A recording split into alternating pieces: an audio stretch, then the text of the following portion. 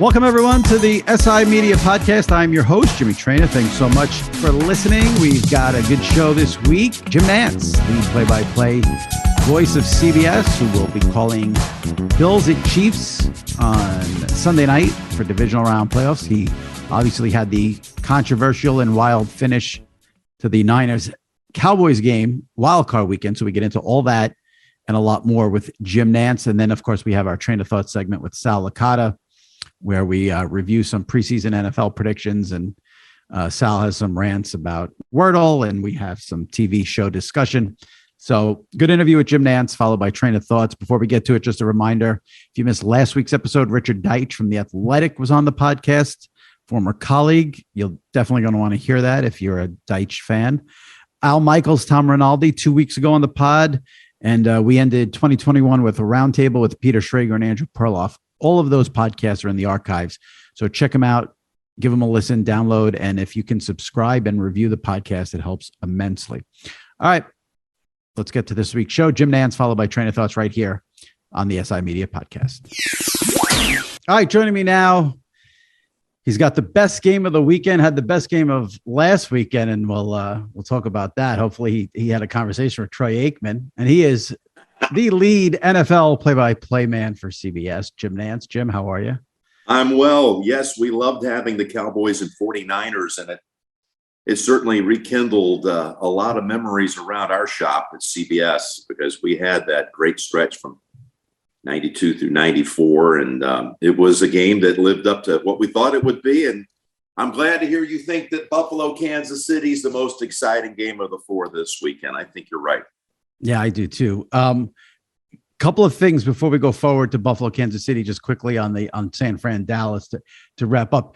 Before you went on the air, were you aware at all that it became a bit? Now, I know you're not on social media, so it's different, but Troy's comments became a big deal on social media because he did not hide the fact that he was kind of pissed off that Fox didn't get that game. Were you aware that became it? Yeah, yes, I was aware. I was told by the truck.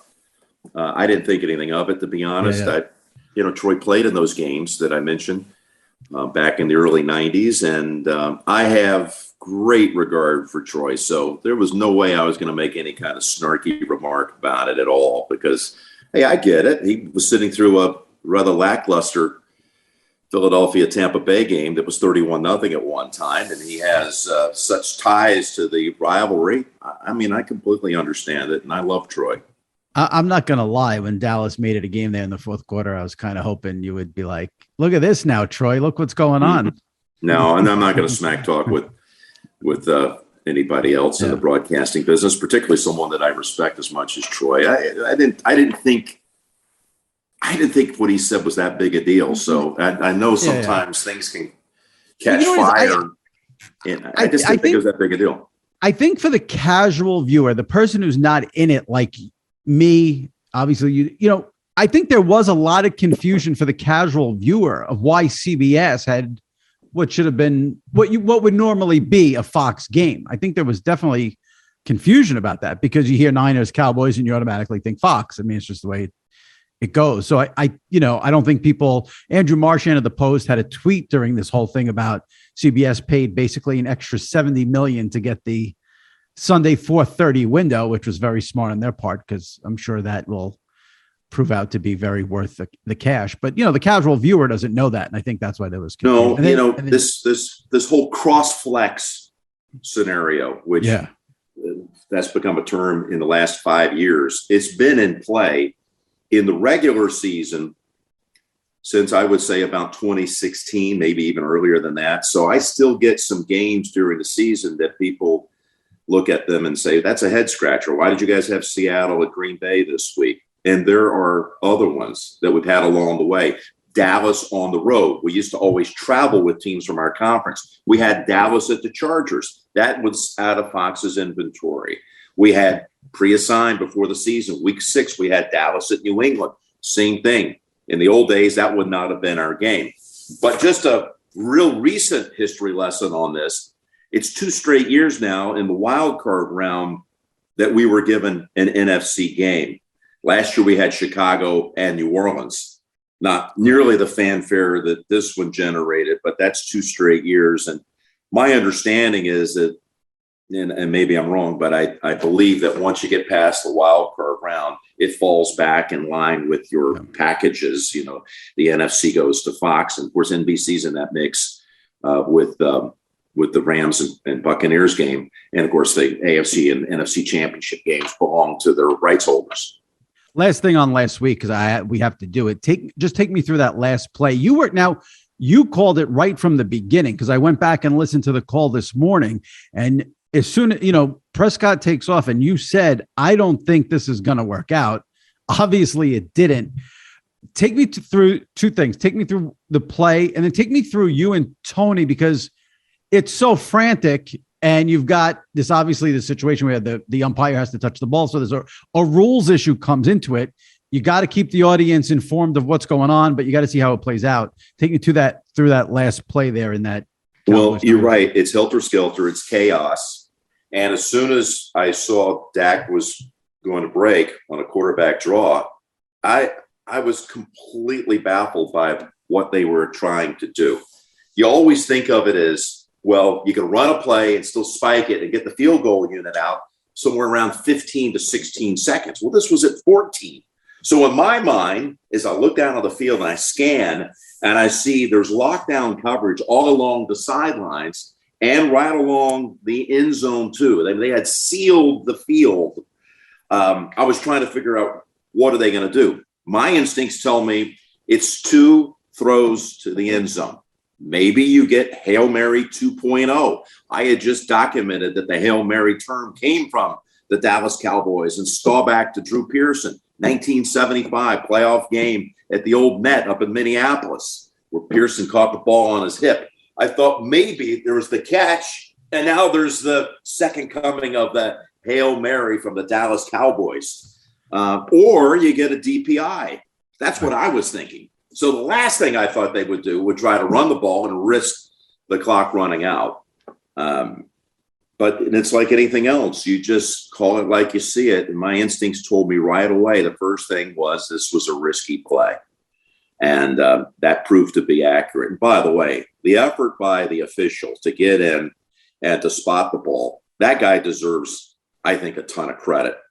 And even more so, Jimmy, here you are, you live your life monitoring what's going on television. I want to give Jim Rickoff, Ryan Galvin, and Mike Arnold from my crew, because I haven't seen anybody write this, okay? So if I was writing, and of course I had my knowledge of 37 years of being in the business, the most amazing thing that I saw was how quickly they came up with the all 22 replay with a shadowing of the official, and saw the efforting that he made to run, to sprint, to get there in time to touch the football. I haven't seen anybody write or talk about it. I mean, it's like, oh, of course you're supposed to do that. Well, no, you're not. Who would think in the middle of all of this chaos, a playoff game coming down to a bizarre finish like that in less than a minute, you could turn it around to do the all the visual tricks that you need to do to find the replay, to shadow box it, and then to play it. To me, it was one of the great production elements I've seen somebody squeeze in a pinch ever. So to my colleagues, a big hats off. They did have that replay right away, but obviously people are too busy just dumbfounded by what Dallas did. So it's still, here we are, we're several days down the road, and I'm still shocked. I feel a little bit, to be honest, let down. You know, we root as broadcasters. We want that last throw into the end zone. We want that last second field goal, that last play of the game. Yeah, we got the last play of the game, but it was a head scratcher. I was hoping to see, something in the end zone with CeeDee Lamb and Jimmy Ward and all these other guys jumping up in the air, and maybe somebody coming down with it. And that's what I thought it was going to be. Yeah. You mentioned the refs spotting the ball. I mean, the refs had one hell of a weekend in terms of, Cincinnati and Las Vegas was a major issues there. I thought the refs kind of lost a little bit of control in the Arizona Rams game. You guys are in a tough spot, I guess, with the refs, because I tweeted the only person who seems to kill the refs is Troy. Other people, Drew Brees took a pass in that game. Is it tough for you I understand they get a lot of plays right. They do. But in these moments where it's all magnified and there's so many bad calls, are you in a tough spot in terms of balancing, criticizing the officials? I don't think we are. And we've never been mandated or told to be careful what we do. No one's ever said anything like that to us. I think that landscape's changed a little bit since everyone went to having an expert to bring in our case, James Spader, who is amazing. So I don't want to call it our fallback position. That's our go-to position. And Gene just has such a great sense of sorting it out. And we had another really pivotal play in there in that game, and that was the spot after the run by Deebo Samuel on third down. The original spot had him for a first down, brought the chain gang out first down. We went through, again, a great series of replays, and Gene pointed out where he thought the football should not be to the gain line, and they adjusted it, and again, by 2 or 3 inches now, he's short. I thought he sorted through that really well. I do agree it feels like that the officials had overall a rough weekend. In our game, I don't know, maybe there's some Cowboy fans out there who are still going to try to blame it on the official in their minds, maybe not getting there fast enough. But again, there were 2 issues in your game. Obviously, the last play, and then there was the play where the Cowboys ran the fake punt, and then they wanted to leave their punt team out there. Then at the last second, they ran off the punt team on the next play, and then they got called for a delay of game. I thought now my issue there was the ref wouldn't run out of the way and let them call the play. And I guess you have to give the defense a chance to get their personnel on the field. So that was another issue where I don't think the refs initially, I thought the refs screwed it up, but I was told that they did the right thing. They did the right thing.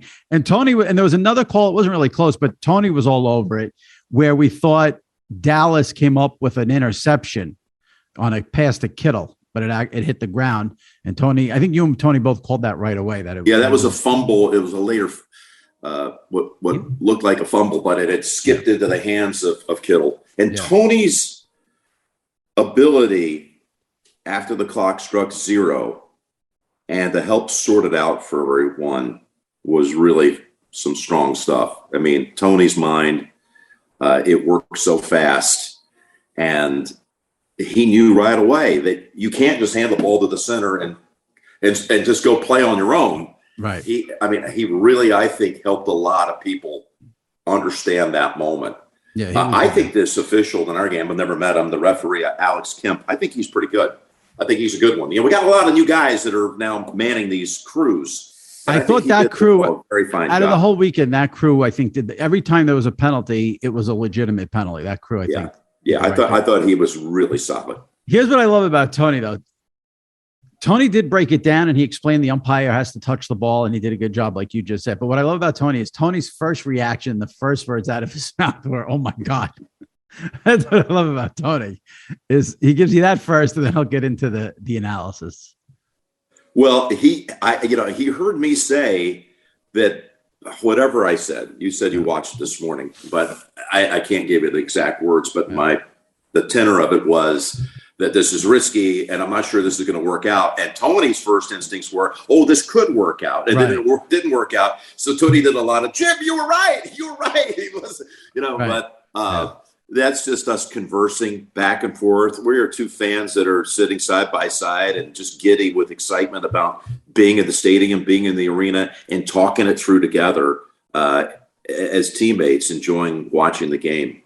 Obviously, it comes through that Tony's enjoying the game. That's true. And you've got Bills at Chiefs this Sunday.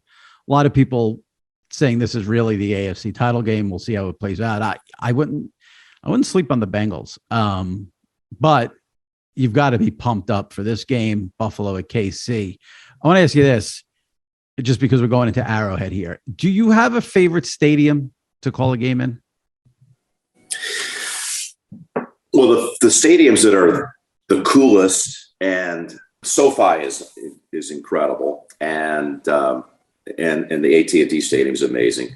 Calling games at Lambeau Field is a treat because I love history, man. I can feel the history, just it's in the air. So Yeah, Arrowhead has this reputation that's deserved about how loud and how crazy it gets. It's also a very cold booth.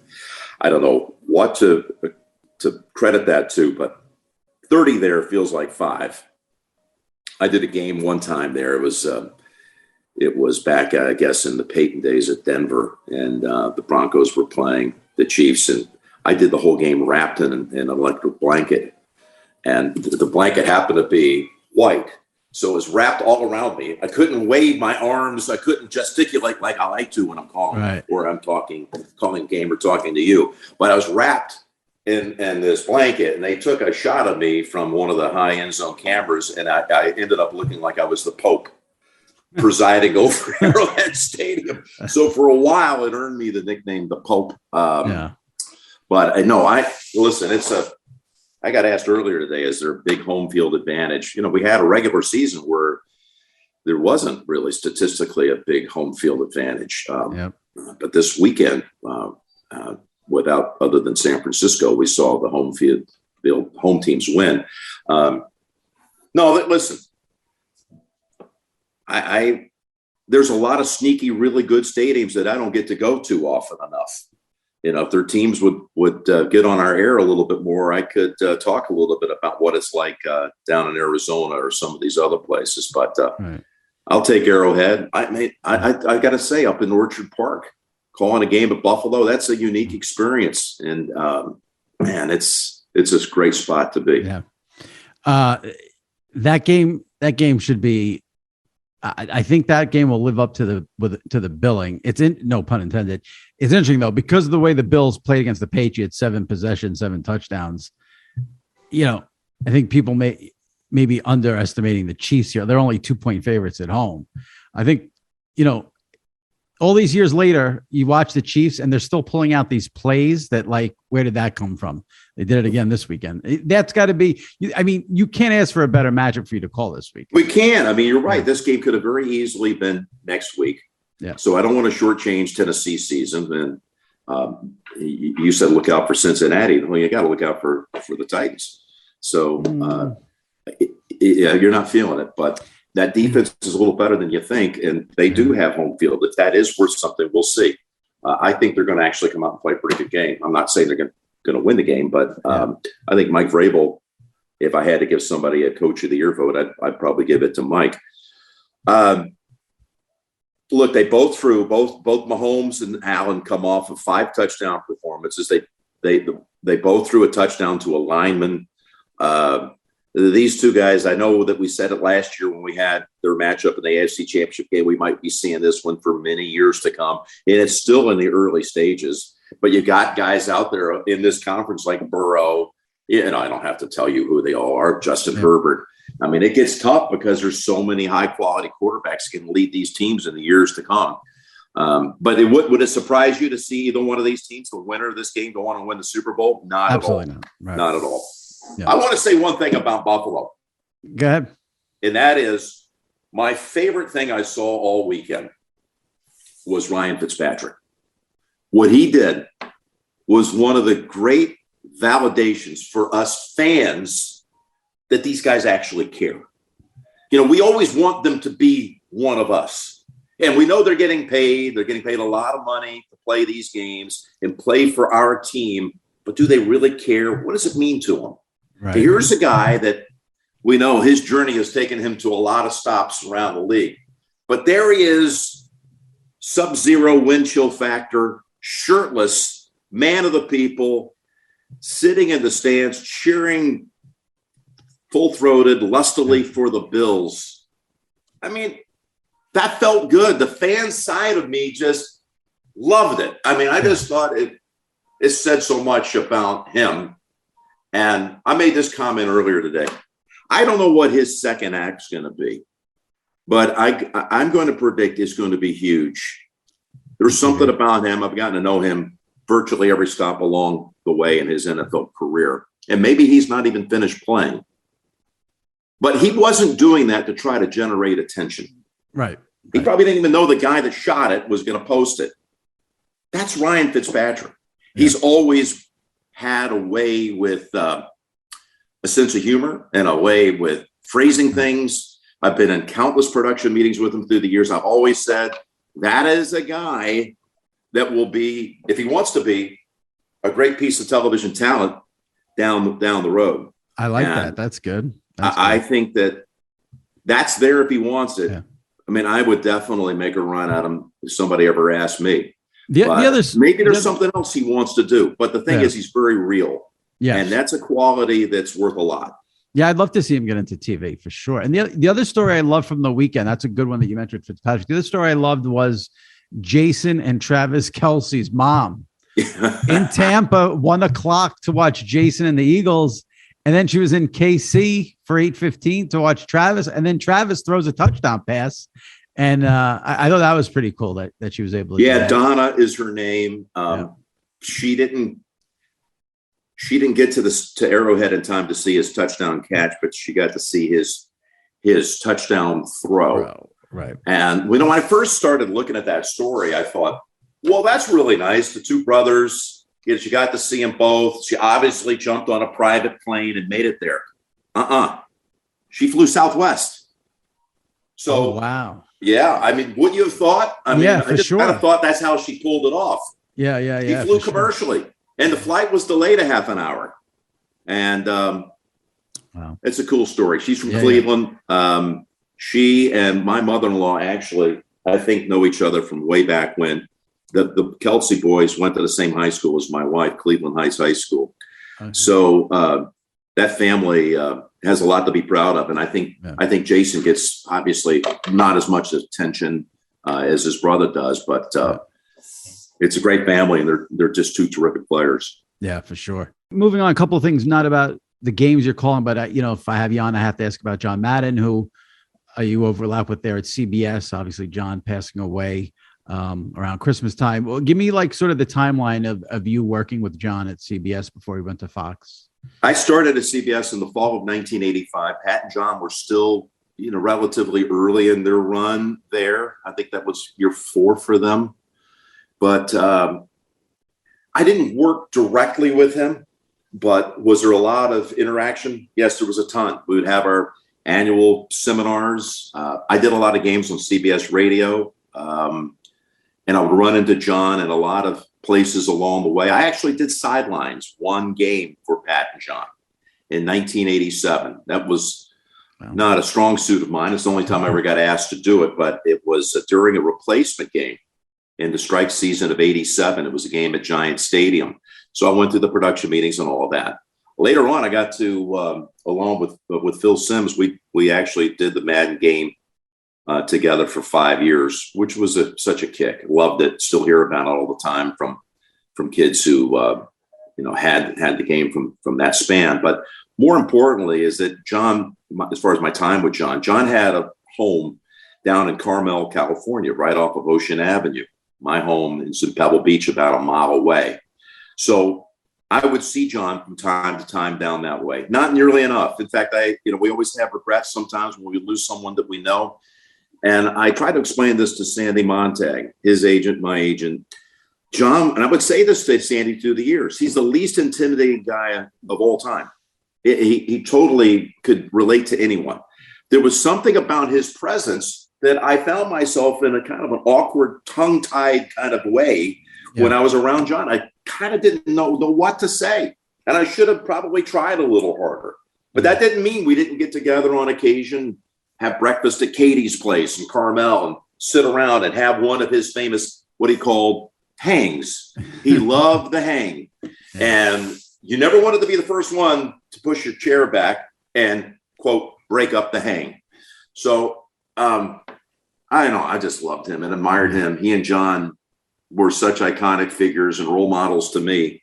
When he passed, we got asked to do some live tributes to John, and everybody talked about one of 3 things: either his Hall of Fame coaching career, his broadcasting career, or the Madden game. I wanted to talk about John the person, and John the person to me was someone who was never rushed.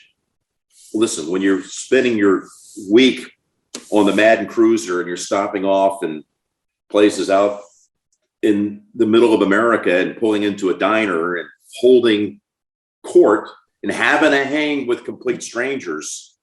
It's a pretty cool thing in this busy world that we live in. Yeah. John was just a great person. So I want to remember him for that, as opposed to those three facets of his life that were hugely successful business enterprises that he excelled in. He excelled in life even more than he did as a coach, a broadcaster, or even a video game content provider. He was one of the most golden, successful lives and people I've ever known. Yeah. It's funny. I wonder if anybody could do today what he did. Like, you're talking about the hang and just him in a diner talking to people. If you or another broadcaster tried to do that today, someone's sticking a phone in your face, they're recording you. It does feel like what he did at that time, and even his broadcast career, he didn't have to deal with the internet and social media. There'd be people probably criticizing him for God knows what. It does feel like his passing also signals sort of also the passing of an era where you can't sort of be that way. And just be out there because everyone's looking to get you. It seems like in this day. Well, in his own way, though, he was never invisible. Just even take the travel, because his buses, as time went on, were marked. So, he pulls into a town in Kansas. How quickly, you didn't need social media to know that John Madden's in town. He's at this greasy spoon right now having lunch. And when he would finally leave a table after shaking every hand and taking every picture with everyone in the cafe, and he made his way back to the cruiser, there was a line of people. I've had so many testify to this that were witnesses to watching how they were lined up to shake his hand. It was almost like one of the old bandwagon political train stops on the campaign tour along the way, because he was available for everyone and everyone could relate to him. And isn't that when it's all said and done, if people can say that about you, that you had time for them and that you treated everyone with dignity and respect, that's a great life. That's one of the nicest things you could ever say about someone. Yeah, absolutely. And it was amazing to see just the stories that came out, and not a bad word about John Madden after his passing. Switching gears, you missed the last week with COVID with CBS there. How was your battle with COVID, since everyone seems to be going through it? With total recognition and respect for people who've had it far worse, and we know, of course, how bad the consequences can be. I was one of the very fortunate ones. I didn't even have a ripple of symptoms. That's good. Wouldn't have even known that I was ill, other than a couple of bouts of fatigue. And I had taken a test because I was expected to attend a dinner in Nashville. And I wanted to be sure before I went into that dinner that everything was clean. And we had home tests. And I was, needless to say, I was shocked when it came back positive. But it gave me the chance to sit back and watch a thrilling Week 18. That was my next question. What was that like for you to be at home for an NFL Sunday? When was the last time that ever happened? Yeah. It was so bizarre. First off, you miss your teammates.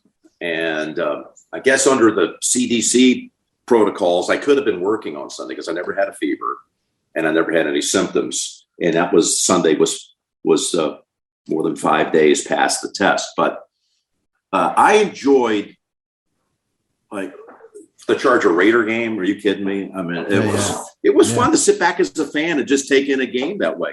Yeah. And listen, again, under the heading of, I realize how fortunate I am that it never really had surfaced as any kind of a significant case here. The timing of it for me, I mean, it could have been this last week. I would have missed San Francisco, Dallas. I mean, again, I know this is going down a territory. You can't time these things or anything like that. And I'm not in any sense belittling it at all, but I just got very fortunate that it happened on Week 18 when our best game, our doubleheader game, which we were going to always do, the 4:25 game, was Carolina and Tampa. And we got a stretch coming up, as you know, Jimmy, of the playoffs, AFC Championship next week. There's some golf out on the West Coast, which are usually some of the highest rated PGA Tour events of the year out at Pebble Beach and LA and Phoenix. And lastly, the NCAA tournament and the Masters right behind it. So you never can time these things. And right. I'm just very fortunate that I didn't have symptoms and that it happened when it did. Well, when you were home that Sunday watching the games, did you find yourself internally critiquing the play-by-play people you listen to? No, I don't. I'm not wired that way. Yeah. I cheer for people. Yeah. I'm not critical. Well, I don't even mean negatively, Yeah. but it could have been, I would have went here with that, or he could have said that there, more constructive criticism. Oh, I watch as a fan. My first reaction when I knew that I couldn't make an appeal and get CBS to rethink the 10-day waiting period as opposed to 5, I was just elated for Tom McCarthy. He's such a great guy and such a pro's pro, wonderful play-by-play man. I didn't get the game. I was in Nashville. We got Miami and New England, and I thought I'd be able to get the game, but I got just snippets of it on Red Zone. But I was really excited for him. And watching games, I don't question why someone phrases a play-by-play golf a certain way. We all have different styles, and all of us also, by the way, we have to adapt to the people we're working with. Right. Like in some cases, it's just you understand that. I don't have to. Yeah. I mean, if Tony is so unique that the play-by-play. If he goes and works with someone else, they've got to adjust to Tony more than Tony adjusted. Well, the thing that with Tony is his enthusiasm and spontaneity. And we always talk before we did our first game is we want this to be conversational, which is a little bit maybe different. I don't want to sound like I'm calling play-by-play and I'm over here in this box doing what I'm told to do by description of the job. And you're over here and we're calling 2 separate games. We actually, I'm going to look straight into this camera. Instead of facing the field like this and he's over there facing the field like that, we call the game like this. Our bodies are angled at 45 degrees. Now, we have in front of us a whole series of monitors, I think 5 in all.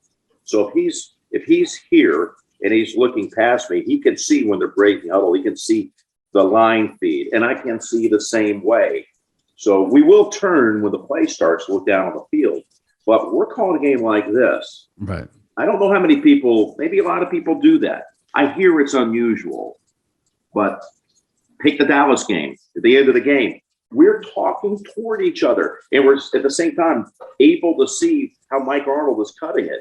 So we can see and relate to, that replay that I discussed earlier that comes up so quickly with a shadow box on the official sprinting to mark the ball, and we can react to that, and we're looking at each other's eyes. And I don't know. I like it that way.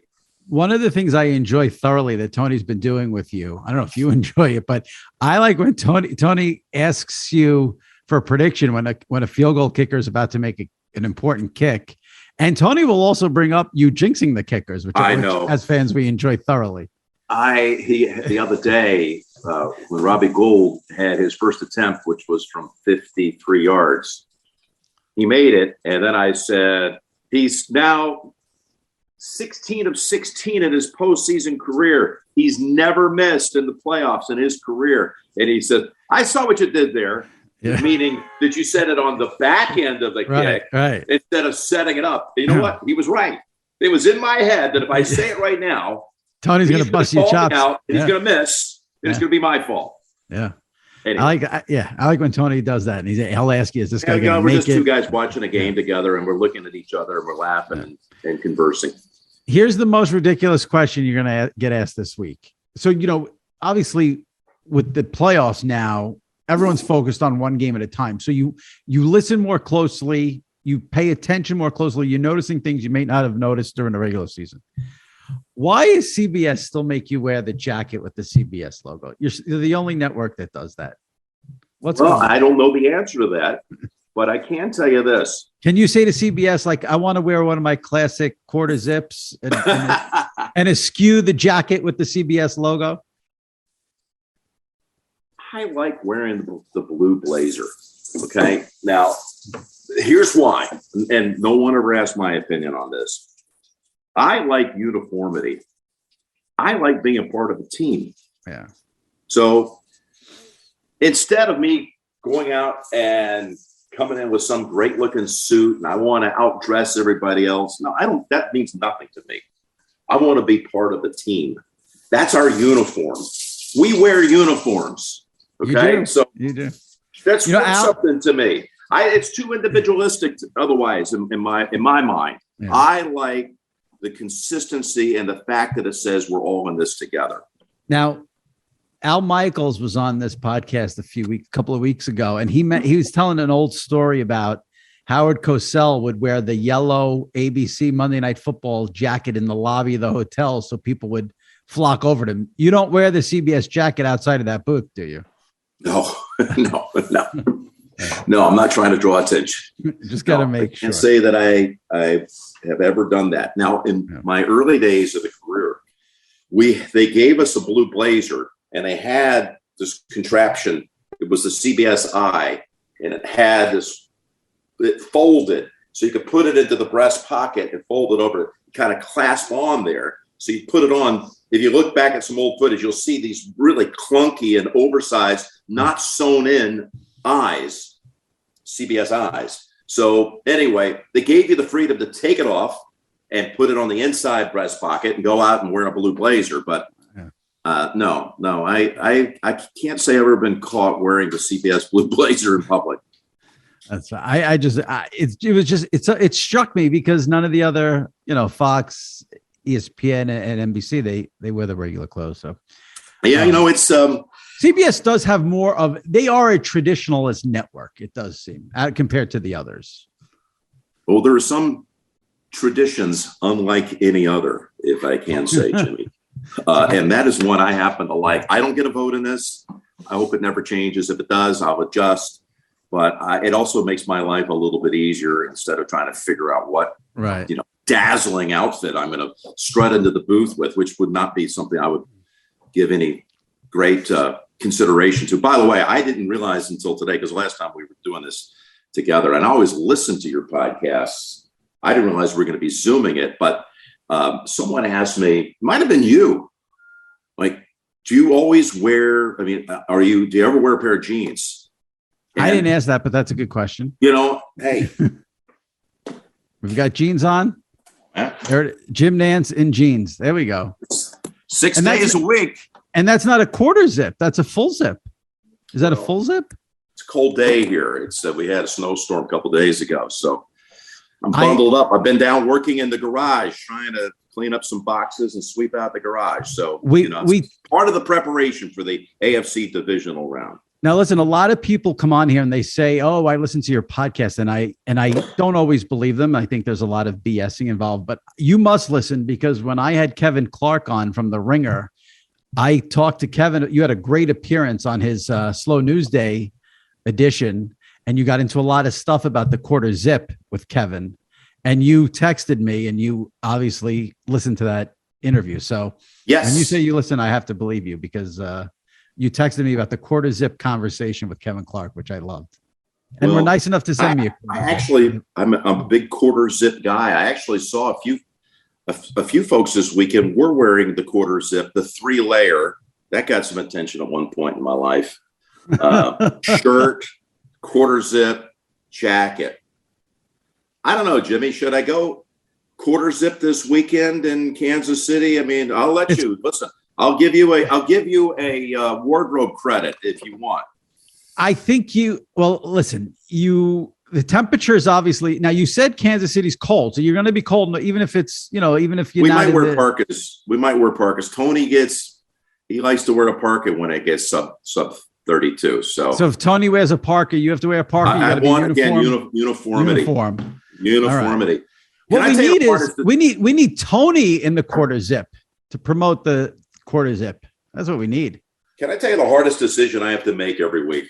Tell me. In terms of like what I'm going to do as far as my game, because you get into the process of preparing and all that, and I love every minute of it, reading, talking to the players and coaches and coordinators. What color tie am I going to wear? What color tie? Right. And you never want, not that anybody ever makes that big a fuss, but I have gotten mail through the year, and I'm sure other people have too. if you happen to make the knucklehead decision to bring a tie along that happens to match up with the color of one of the teams. You can't wear red this week. I can't wear red. I can't wear blue. Right. So this is a little bit of a dilemma for me. Most of my colors are red or blue. What are you going to wear in the dead of winter? Are you going to wear orange? Well, that's a little too bright. You're going to wear green? Well, that sounds something more around Augusta time, spring-like. Yellow, that's spring. I mean, where am I going to go with this thing? Is gray too boring? It's a little on the dull side. I don't think I have that many gray ties. Maybe I go with purple, the blend of two primary colors. The purple will work. You won't offend anyone with the purple. It should be, purple might have to be the way to go. All right. Purple tie. We'd love to get Tony in a quarter zip at one point, but we're going to go. So it'll be purple tie. We got the CBS jacket and a parka. That's what we're looking for here in Kansas City. Well, I'll have to make sure that we'll keep the parka open enough to flash the purple tie. We will be looking for otherwise, the purple tie. It could be all the way up here, but I think we'll be all right.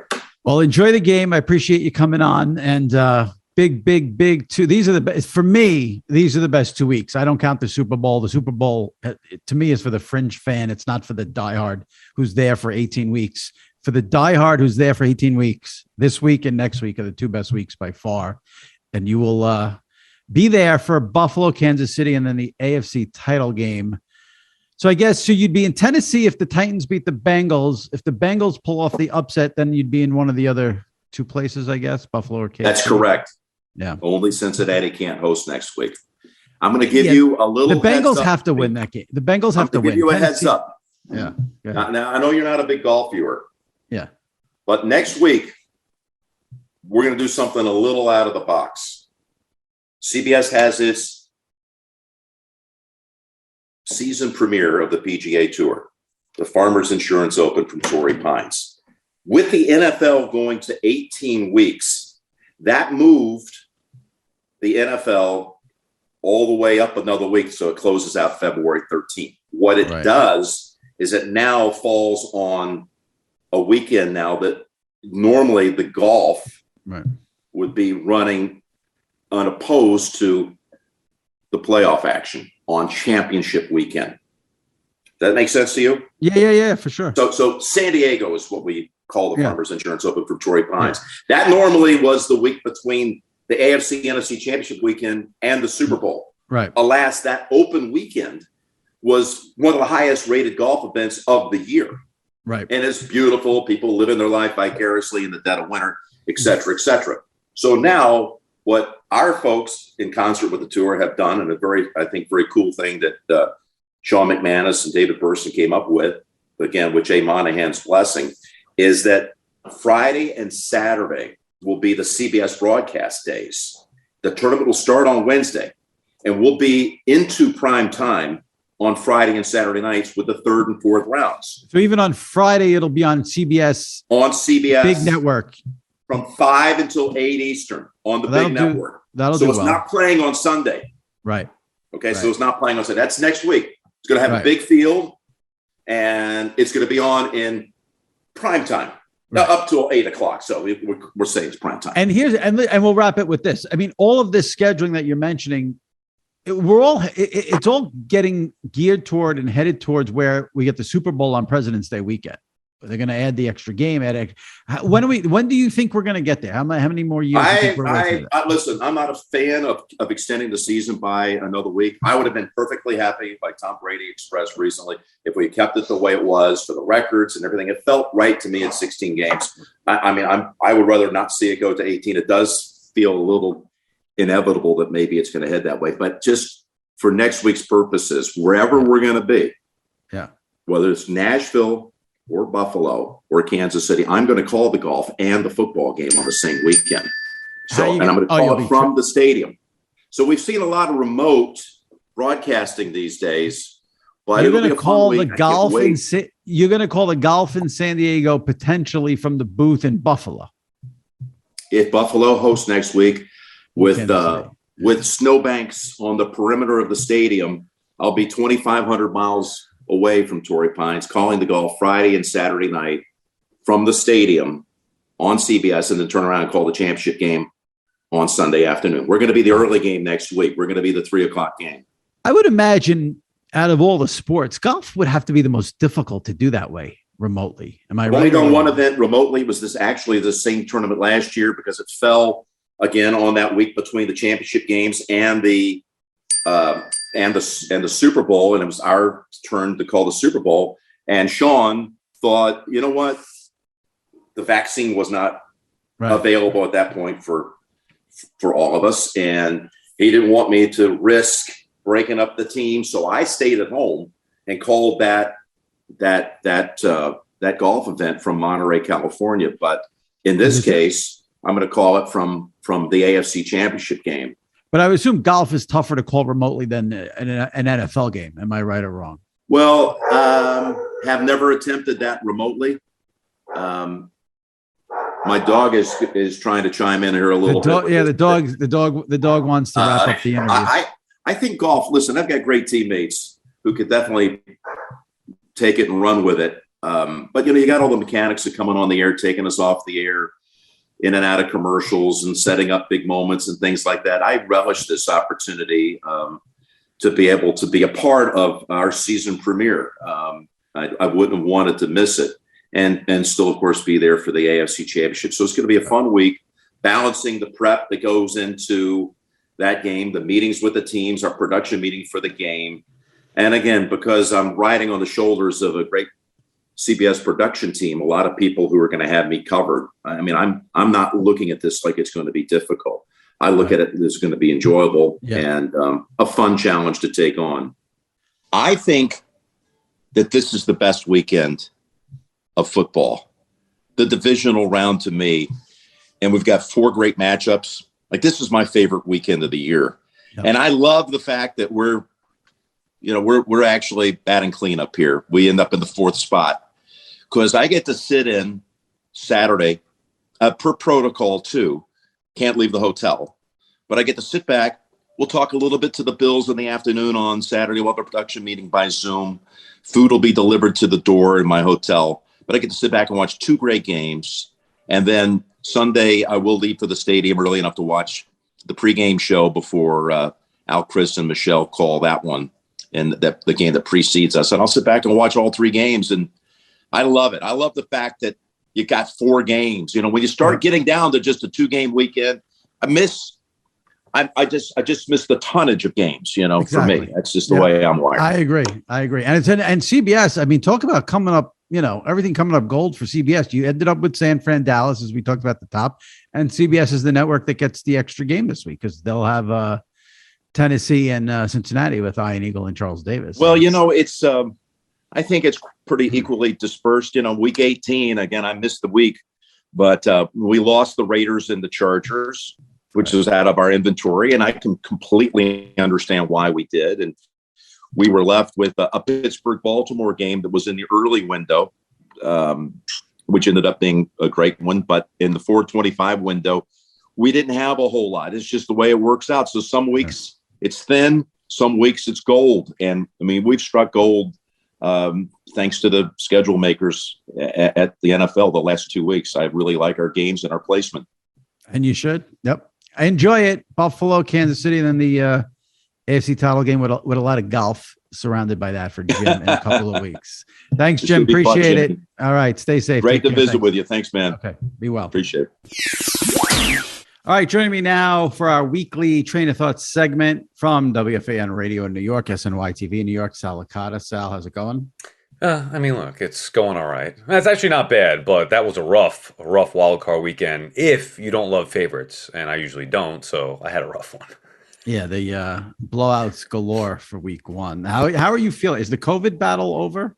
Yeah, I would say the COVID battle is over. I still feel occasionally what they call, I guess, the COVID cough, which I've learned. It's a little bit in the chest with a minor cough, but it's getting better. Think about this, though. It's as we record this, it's January 19th, right. And I had it at its worst on New Year's Eve.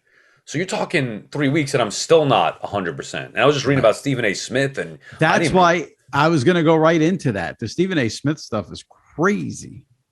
Yeah, I cannot believe. I mean, I didn't know that. I'm assuming it wasn't public until he just came back, but he had to be hospitalized by it. It's there's no rhyme or reason to it. Vaccinated or not, is whether you get it, whether you have effects or not. I mean, some people have symptoms. It's mild, whatever, but it's obviously very dangerous. And as somebody who's had it, as I said, I don't think that you would want it one way or another. The crazy thing is, Christmas and New Year's was just complete and total pandemonium here in New York with it, and now we're on the downside, and the numbers now are going down every day. So hopefully, here in New York, at least, there's light at the end of the tunnel with this, right? Because seems like it's calmed down. Yeah, thank God. Obviously, the holidays must have. Now, watch, the Super Bowl will come, and then the numbers will go back up. Yeah, right. Speaking of the Super Bowl, before we get into some other topics from the weekend, we'll get into some NFL playoff stuff.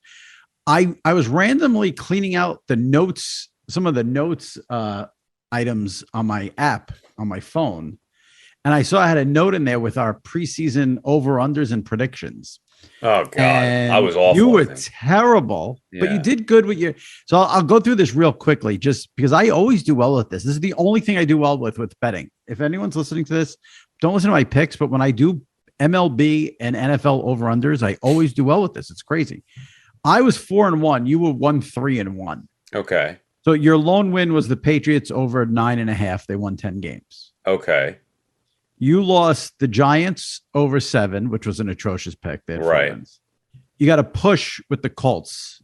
Their total was 9. You had over. They finished with 9. Why the hell would I even take the over Colts? I remember that. And that last week they lost to the Jaguars. You could have been a respectable 2-3 instead of 1-3-1. And then you went under 12 on the Bucks. They won 13 games.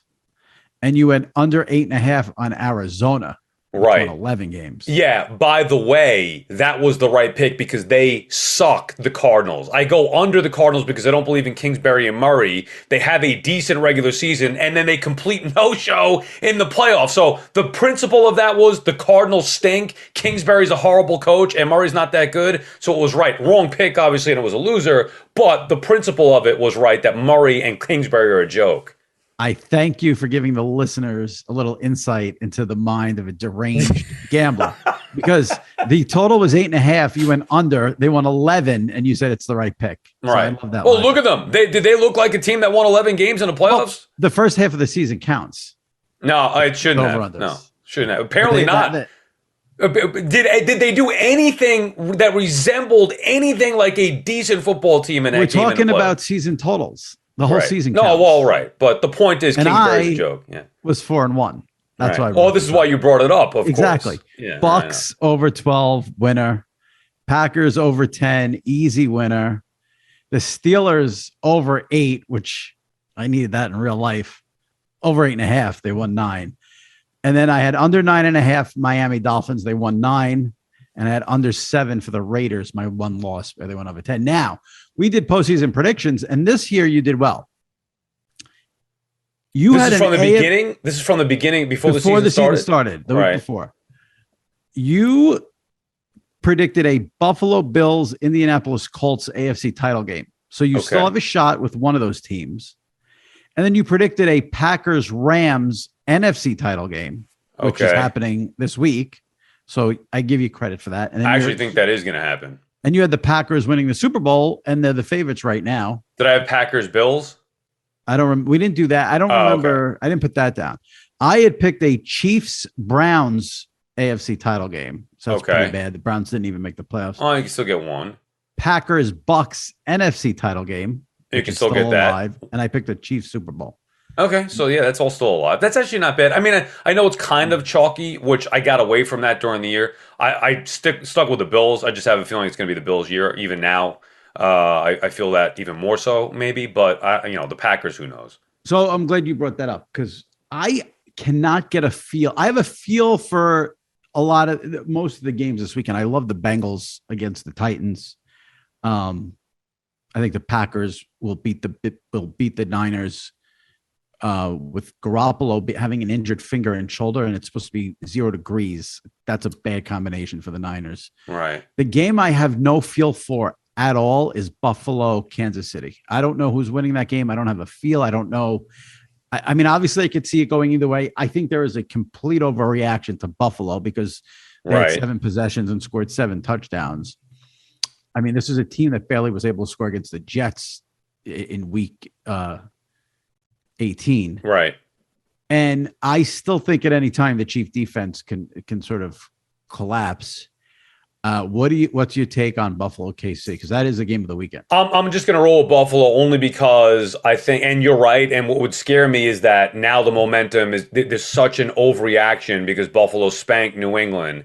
Such an overreaction. Normally, I'd go the other way, but in this particular case, I've been on Buffalo before the year, before the postseason as being the team. Here's my rationale. And look, you could go with all the logic in the world. It usually doesn't play that way. Now, this past weekend, logic won a lot. Obviously, the majority of favorites won and covered and blew them out. So if you're going based off of logic, you had a decent weekend, but it doesn't always work that way. Logically, with this game, I mean, you would say, oh, well, okay, it could be a tough battle with the Chiefs, but they've been there before. I'm taking out logic and just going with, do I think a team with the Chiefs, who weren't great to start this year, are they getting back to a third Super Bowl? So I don't know if it's law of averages or just odds. I think it's going to be something different. That's why when I look at the beginning of the year, I would go somebody like Buffalo. I don't believe in the Titans, so I throw them out as the top seed. I'm not going with the chalky favorite who's been there twice with the Chiefs. That leads me to Buffalo. Based on nothing going into this game as far as matchups, other than I feel like it's the Bills' time. That's it. Yeah. I think last week was extremely logical in that, the Steelers had absolutely no business being in the postseason. Correct. Roethlisberger's completely shot. So that result wasn't a shock. Brady and the Bucs destroying the Eagles, not a shock at all. But usually it's not that easy. And you're right. That's what I mean by logic. You look at those because matchups. Here's what it comes down to. The league more than ever, this. More than ever, it's a quarterback league. It's all about the quarterback. So Roethlisberger's shot, he's out. Jalen Hurts, not a great quarterback. Right. He's home. Who's left? Mahomes, Josh Allen, Rodgers, Brady. The Garoppolo one. Now, in that game, I don't think neither quarterback is great. I think Prescott's a better quarterback than Garoppolo, but you have a coach who doesn't know how to coach the game on the Cowboys side. So that sort of... And that game was weird, too. See, this is why, and a lot of times, truth be told, like, I don't want to hear anybody else's picks going in, and you can't avoid it. You're on Twitter, you listen to whatever. They're all over the place, but it shouldn't, but it alters the way I think. I'll give you an example. Now, everybody picked the Niners, so you went with the Cowboys. Exactly. Now, I have liked the Cowboys a lot of the year, right? And going in that game, I was like, oh, man, this is the one matchup I don't want because I like both these teams in the NFC. I don't want them going head-to-head. And my initial gut was, I like the Niners. And then I saw the whole world is on the Niners, which brings me back to the Cowboys. Turns out logic was right and the public was right, which is rare. And the Niners ended up beating him and it was a sloppy game. But same thing with the Chiefs, right? You look at that Chiefs game, and I know you were on it, and a lot of people were like, oh, come on. How could the Steelers possibly compete? Roethlisberger himself, I know he didn't mean it, but he basically said the same thing. So I'm thinking, is it really going to be that easy? Maybe the Steelers can compete. No, wrong. Eagles, same thing. I disagree on the comparison of those two games. San Fran, Dallas are close teams. And the game ended up being a 6-point game. And, if McCarthy knew what he's doing, who knows what happens there. The other game was not competitive because the Steelers have zero offense. And if you have zero offense and you're going to go play the Chiefs in Kansas City, if the Steelers played the Raiders, it's a different story. The Steelers had no chance against. I'm talking about with the lines too. But my point is, why then is it only 12.5? Because in reality, it could have been 20. That's a huge number for a playoff game. Well, but that's my point. So I'm looking at it saying it can't just be as easy as Steelers stink, or the same thing with the Bucs and Eagles. You're looking at those teams. The Eagles aren't very good. They shouldn't have been in the playoffs. So it worked out where logic. And sometimes you get the backdoor cover, where I thought that might be the case with the Eagles or even the Steelers going into the game. Obviously, it didn't play out that way. But anyway, logic won out, and it made it, the Bengals-Raiders game was a good game. The Bills, I think a lot of people were split on that one as far as the spread goes. I personally like the Bills, but maybe thought the Pats would keep it close. It was just a weird weekend with these non-competitive. Do you realize there were 2 lead changes the entire weekend? 2. Yes.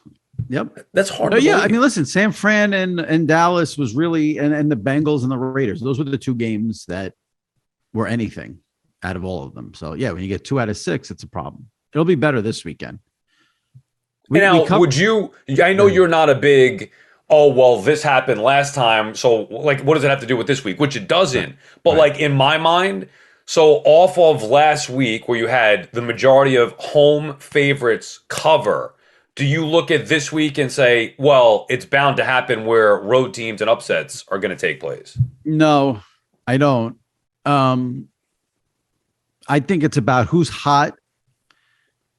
I think it's about the quarterbacks. I don't really go into, I love the Bengals. I just think I do think, listen, there's 4 games this weekend. In my head, you want to be on one underdog, one road team, sort of, it's not going to be 4 favorites, you don't expect 4 favorites. So I know I'm going to go with the Bengals as the underdog. I love the Packers, as I said, because of what's going on with Garoppolo.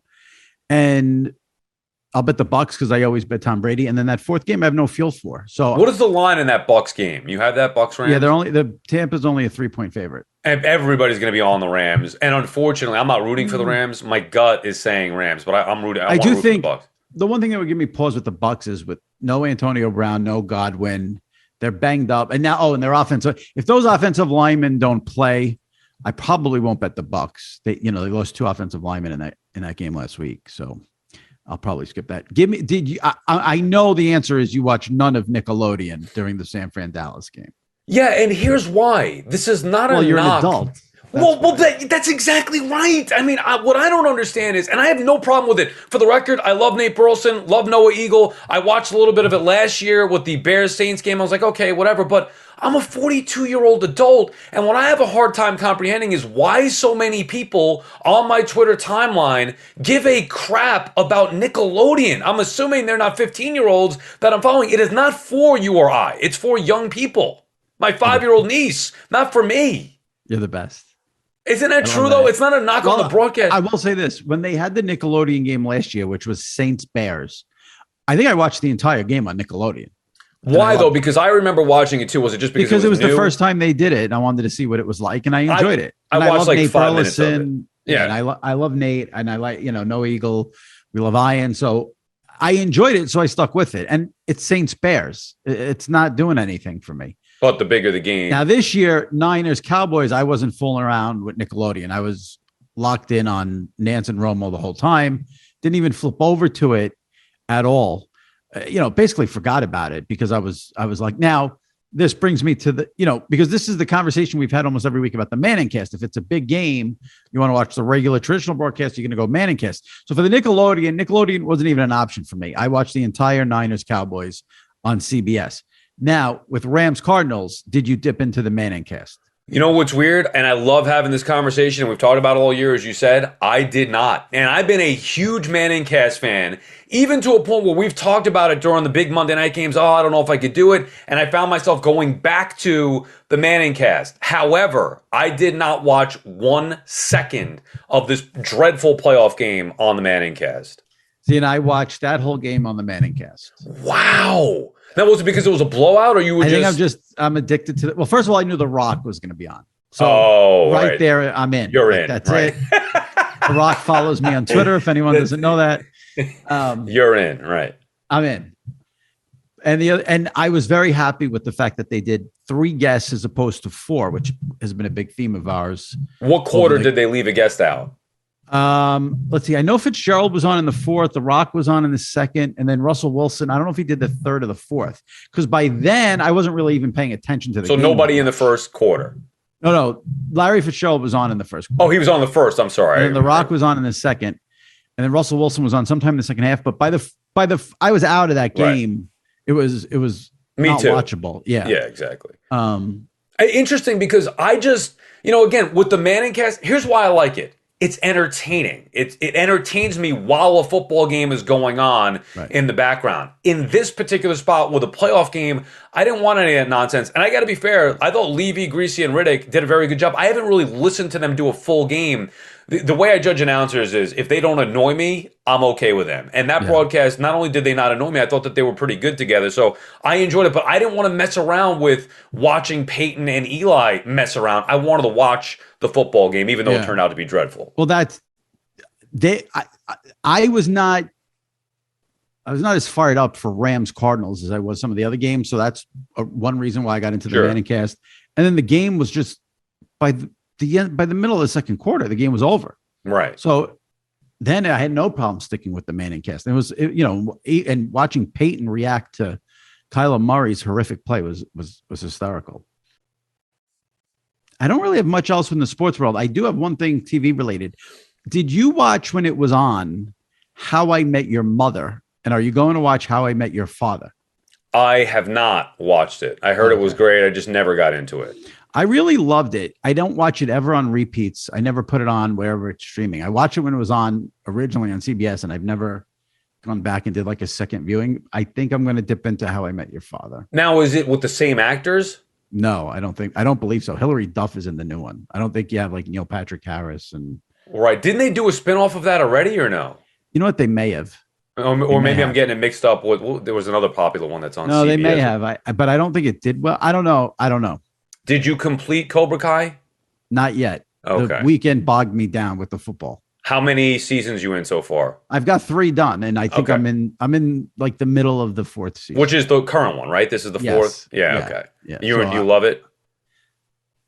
Yeah, I mean, I think for me, when you binge something like this, like now I did love it, and now I'm like, okay, let's wrap it up. Let's get to it's 4 years, Listen, it is amazing. I feel like every show that I watch, it's like by the max is 5 years, and then after that, it really starts to fall off a cliff. I do think you're probably now. Remember, we watch this in different ways. I binged, I think, the first 2 seasons. Right. Then I had to wait a whole year for season 3. Then I had to wait a whole year for season 4. I do think that's different than you watching first 2 seasons right into season 3.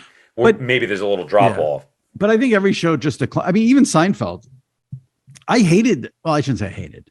Though, I never watch episodes from those last 2 seasons, like 8 and 9. It got so and you can't compare, I think, anything past any of those seasons past season 5 to those first 5 seasons. I mean, I think writers just run out of ideas for characters, and it becomes so far from what it, or at least far from what it once was. That's the benefit of HBO. I mean, they do like 10 episode season. Even Cobra Kai, I guess it's 10 episodes. Back. When you talk about network TV, which nobody watches anymore. I mean, Seinfeld, Friends, Cheers, they would churn out like 28 episodes a season. Now with streaming and the way everything's changed, these series are usually like 10 episodes a season. So I guess that could prolong a show and give it some longevity. Yeah, I never really. I mean, you're right. Some of these, and some of them are so bad.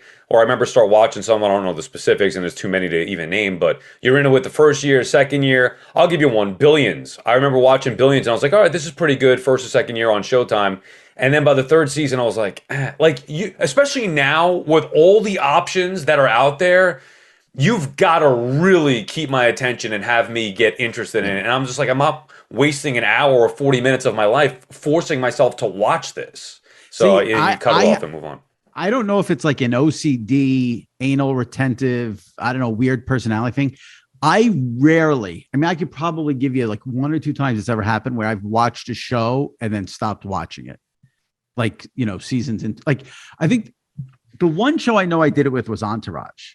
Interesting. Like, middle of season 2, I'm like, this is literally the same exact episode every week. The guy's trying to get into a movie.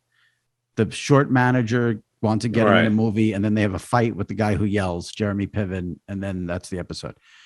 I can't think of another show besides Entourage where after 2, 3, 4 seasons, I stopped watching it. I've done it with at least 3. I told you Billions. Then there's one, Blacklist with James Spader. I was into that for a little bit, and I was just like, oh, God, I can't take it anymore. I cut that off the DVR. And then there's another one that was more recent. It was about a plane crash. I forget the name of it, but even that, where I was like, I can't. I just have no interest. Lost, probably. No, that one. It was like a poor man's version of Lost. It was out more recently. Yeah. But I actually loved Lost, and I got through it. It was the first 3 seasons of that I'd put up against anything. You ever see that show or no? It's so funny. That's one I gave up on. I watched probably however many seasons it was. I stopped before the last 2 seasons, I think. Right. The first 3 seasons of Lost, I thought were some of the best TV I've ever seen. But 4, 5, and 6 were you're just watching it to finish it off. So, but there was another show recently. I forget what the hell it was called. I forget. Whatever. It's a show on TV about a plane crash. It was good the first couple seasons. Then I was like, what are we doing watching this? Let's move on to something else. Let's move on to Real Housewives. Oh God, I've never watched a second of a housewife show. Well, you're not married. So you watching with your wife? Yeah. Here's the thing. I'm like, why am I even watching this? I come in the room and she's watching, and I'm like, you're watching this crap again? Whatever show, maybe 90 Day Fiance, Real Housewives of Salt Lake City. I mean, you name it, town, Atlanta, Orange County, Vanderpump Rules. I mean, all these different shows. And I'm like, why are you watching it? And then the next thing I know, I'm asking her, hey, don't watch that yet. I want to sit down and watch it with you on DVR. No. They suck me in. I'm a sucker for it. Brutal. That's brutal. They're actually entertaining. I was like that with the Kardashians for a while, where I was into the Kardashians, then I quit it. And then anytime if I'm in front of the TV flipping around and the Kardashians episode comes on, I can't stop. I got to get away from the TV. I'll be there for 40 minutes. I'll be there all week watching these episodes. I'm with you on the Kardashians. I did watch that. Do you still watch the whole thing? Is it even still going or no? No, it's over. Oh, okay. Yeah. Yeah, I checked out a while ago. I'll always love Kim. That's all I How did it end? Kim's doing. Now they're going to have a new show. They moved off of E to now they're going to stream a new show, I think.